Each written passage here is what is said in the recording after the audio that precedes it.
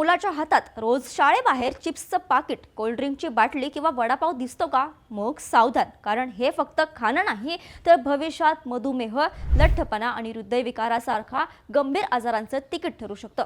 वर्षानुवर्ष शाळांच्या गेटाबाहेर मुलांच्या आरोग्याचा उघडपणे व्यापार सुरू होता, पण आता त्यावर पहिल्यांदाच थेट घाव घालण्यात आला आहे. महाराष्ट्राचे अन्न आणि औषध प्रशासन आयुक्त तुकाराम मुंढे यांनी राज्यातील सर्व शाळांच्या 50 मीटर परिसरात जंक फूडची विक्री आणि जाहिरातींवर कडक बंदी घातली आहे.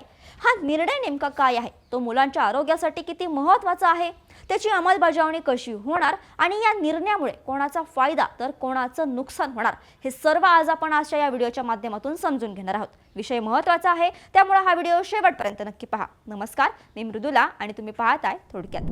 मित्रांनो, व्हिडिओला सुरुवात करण्याआधी एक महत्त्वाची आठवण. थोडक्यातच्या या 11 वर्षांच्या प्रदीर्घ प्रवासात आपण नेहमीच सामान्य माणसाचे प्रश्न, आरोग्याशी निगडीत महत्त्वाचे विषय आणि सत्य बातम्या निर्भीडपणे तुमच्यापर्यंत पोहोचवल्या आहेत. आमच्या YouTube चॅनलला आतापर्यंत तब्बल 3 लाख लोकांनी सबस्क्राईब केलं आहे. त्यामुळे तुम्ही अद्याप आमचं चॅनल सबस्क्राईब केलं नसेल तर तुम्ही अनेक महत्त्वाच्या आणि माहितीपूर्ण बातम्यांपासून वंचित राहू शकता. त्यामुळे अधिक वेळ न घालवता YouTubeवरील थोडक्यातच्या नावासमोरील सबस्क्राईबचं बटन दाबा आणि बेल आयकॉनवर क्लिक करा, जेणेकरून एकही अपडेट तुमच्याकडून मिस होणार नाही. आता वळूया आपल्या मुख्य विषयाकडे.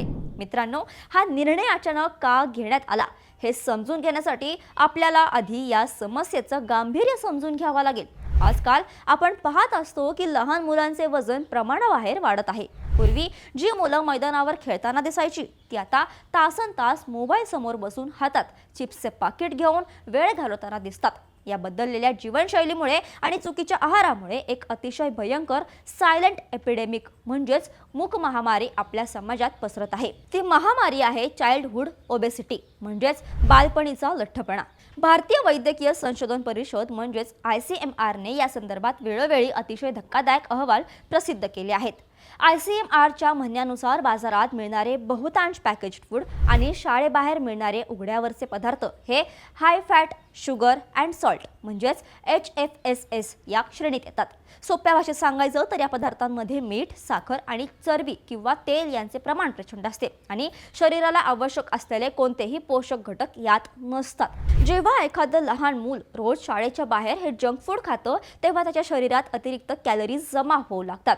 यातूनच मग कमी वयात मधुमेह म्हणजेच शुगरचा आजार होणे, रक्तदाब वाढणे आणि पुढे जाऊन हृदयरोग होण्याचा धोका कित्येक पटींनी वाढतो. मुलांची रोगप्रतिकारक शक्ती कमी होते, त्यांना सतत थकवा जाणवतो आणि त्यांच्या बौद्धिक विकासावरही याचा अत्यंत नकारात्मक परिणाम होतो. ICMR आणि अन्न सुरक्षा आणि मानके प्राधिकरण म्हणजेच FSSAI या संस्थांनी या धोक्याची घंटा खूप आधीच वाजवली होती. त्यांनी अनेकदा राज्य सरकारांना आणि शिक्षण विभागांना सुचवलं होतं की शाळेच्या परिसरात अशा घातक पदार्थांच्या विक्रीवर निर्बंध आणावेत. पण दुर्दैवाने आजवर या सूचना केवळ कागदावरच राहिल्या. त्यांची अंमलबजावणी करण्याचे धाडस कोणत्याही अधिकाऱ्याने किंवा सरकारने दाखवले नाही. शाळांच्या बाहेर जंक फूड, चायनीजचे गाडे आणि पॅकेज फूडची सर्रासर विक्री राजरोसपणे सुरूच होती. पण आता परिस्थिती बदलली आहे, कारण महाराष्ट्राच्या अन्न आणि औषध प्रशासनाची म्हणजेच FDAची सूत्रे तुकाराम मुंढे यांच्या हातात आली आहेत. तुकाराम मुंढे हे नाव महाराष्ट्राला नवीन नाही. ते जिथे जातात तिथे आपल्या कामाचा ठसा उमटवतात आणि नियमांची अतिशय कठोरपणे अंमलबजावणी करतात. त्यांनी पदभार स्वीकारताच विद्यार्थ्यांच्या आरोग्याशी खेळणाऱ्या या जंक फूड माफियांवर आणि व्यापाऱ्यांवर थेट निशाणा साधला आहे. मुंडेंनी जो आदेश काढला आहे तो अतिशय स्पष्ट आणि रोखठोक आहे. या नव्या आदेशानुसार आता महाराष्ट्रातील कोणत्याही शाळेच्या आवारात म्हणजेच स्कूल कॅम्पसमध्ये आणि शाळेच्या मुख्य प्रवेशद्वारापासून 50 मीटरच्या परिसरामध्ये जंक फूड आणि आरोग्याला घातक असलेल्या खाद्यपदार्थांची विक्री करणाऱ्यावर पूर्णपणे बंदी घालण्यात आली आहे. सर्वात महत्त्वाची गोष्ट म्हणजे हा नियम केवळ विक्रीपुरता मर्यादित नाही. या 50 मीटरच्या परिसरात अशा पदार्थांची जाहिरात करणे, बॅनर लावणे, पोस्टर लावणे किंवा मुलांमध्ये अशा पदार्थांचे मोफत सॅम्पल वाटणे यावरही आता कायदेशीर बंदी असणार आहे. अनेक मोठ्या कंपन्या लहान मुलांना आकर्षित करण्यासाठी शाळांच्या बाहेर आपल्या प्रोडक्ट्सच्या मोफत वाटपाचे कॅम्पेन चालवतात. मुलांच्या कोवळ्या मनावर या जाहिरातींचा खूप लवकर परिणाम होतो आणि ती मुले त्या पदार्थांच्या आहारी जातात. तुकाराम मुंडेंनी बरोबर याच मानसिकतेवर घाव घातला आहे.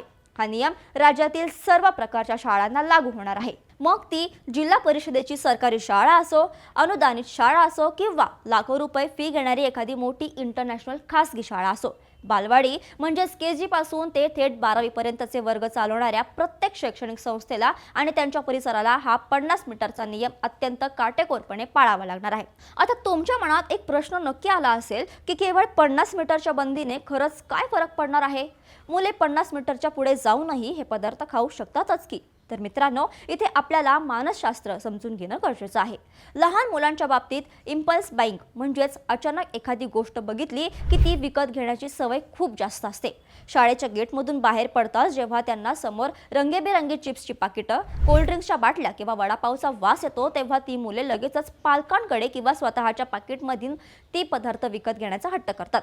पण जेव्हा हे पदार्थ शाळेच्या आजूबाजूला आणि थेट मुलांच्या नजरेस पडणार नाहीत, तेव्हा आपोआपच त्यांची ही जंक फूड खाण्याची सवय आणि क्रेविंग्स कमी होण्यास मदत होईल। शिवाय शाळेच्या कॅन्टीनमध्येही आता केवळ पौष्टिक आणि मान्यताप्राप्त पदार्थच विकावे लागतील। शाळेच्या आवारात समोसा, पॅटीस किंवा शीतपेय विकता येणार नाहीत। हा निर्णय ऐकायला जेवढा चांगला आणि धाडसी वाटतो, तेवढीच त्याची अंमलबजावणी करणे हे एक मोठे आव्हान असणार आहे। कारण शाळांच्या बाहेर व्यवसाय करणारे अनेक छोटे व्यावसायिक, टपरीवाले आणि गाडेवाले यांचा रोजगार यावर अवलंबून असतो। त्यामुळे या निर्णयाला त्यांच्याकडून विरोध होण्याची शक्यता नाकारता येत नाही। पण तुकाराम मुंढेंसारखा अधिकारी जेव्हा एखादा निर्णय घेतो, तेव्हा तो कागदावरच राहील अशी शक्यता खूप कमी असते।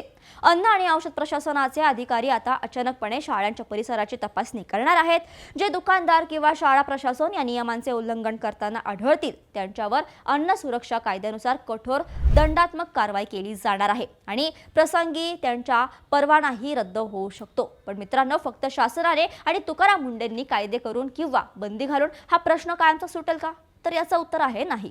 जोपर्यंत आपण पालक म्हणून आपली जबाबदारी ओळखून पुढे येत नाही, तोपर्यंत केवळ कायद्याने मुलांच्या सवयी बदलणार नाहीत। आजकाल धक्काधक्कीच्या जीवनात नोकरी करणाऱ्या पालकांना सकाळी मुलांसाठी पौष्टिक डबा बनवायला वेळ मिळत नाही। मग अशा वेळी शॉर्टकट म्हणून मुलांना पैसे दिले जातात किंवा डब्यात बिस्किटे, मॅगी आणि चिप्स दिले जातात। पालकांच्या याच निष्काळजीपणाचा फायदा हे जंक फूडचे मार्केट घेत आहे। आपण आपल्या मुलांना काय खायला देत आहोत, त्यांच्या डब्यात कोणते पदार्थ आहेत आणि ते शाळेबाहेर काय खातात, यावर पालकांनी स्वतः लक्ष ठेवणं अत्यंत गरजेचं आहे। शाळा प्रशासनानेही या प्रक्रियेत सक्रिय सहभाग घेतला पाहिजे। शाळांमध्ये पोषण आहाराचे महत्त्व पटवून देणारे कार्यक्रम आयोजित केले पाहिजेत। शाळेच्या कॅन्टीनमध्ये फळे, मोड आलेली कडधान्ये, ताक, लिंबू पाणी असे सकस आणि पौष्टिक पर्याय उपलब्ध करून दिले पाहिजेत। तुकाराम मुंढेंनी घेतलेला हा एक निर्णय म्हणजे अतिशय स्वागतार्ह आणि काळाची गरज असणारे पहिलं मोठं पाऊल आहे। एका IAS अधिकाऱ्याने मुलांच्या आरोग्यासाठी एवढं मोठं धाडस दाखवलं आहे। आता त्याला साथ देण्याची जबाबदारी आपली सर्वांची म्हणजेच समाजाची आहे। तुम्हाला या संपूर्ण निर्णयाबद्दल काय वाटतं? शाळेच्या 50 मीटर परिसरात जंक फूडवर बंदी घालण्याचा हा निर्णय योग्य आहे का? आणि केवळ 50 मीटरची बंदी पुरेशी आहे की यापेक्षाही अधिक कठोर नियम असायला हवेत? तुम्हाला काय वाटतं? हे नियम खरोखरच ग्राउंड लेवलवर लागू होऊ शकतील का? आणि सर्वात महत्त्वाचं म्हणजे तुम्ही तुमच्या मुलांच्या डब्यात कोणते पौष्टिक पदार्थ देता, ज्यामुळे त्यांची जंक फूडची सवय कमी होऊ शकते?